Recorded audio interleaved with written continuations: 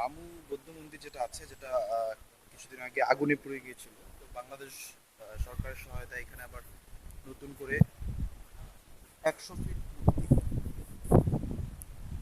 পুরো 100 fit golden মূর্তিটা বানানো হয়েছে নতুন করে। আমি এখন আছি এখানে, রামু বৌদ্ধ মন্দির। এটা হচ্ছে বিহার, এই হচ্ছে 100 ফিট দীর্ঘ বৌদ্ধ মন্দির।